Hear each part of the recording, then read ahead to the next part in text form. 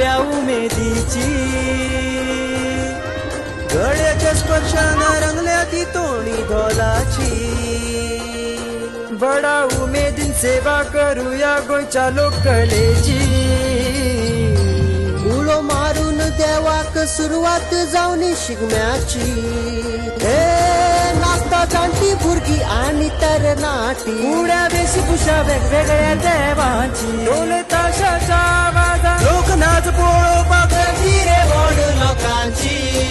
गायता माना दरेक गड्यांची बाबा किती आनंद झाला आनंद झाला उत्सव आला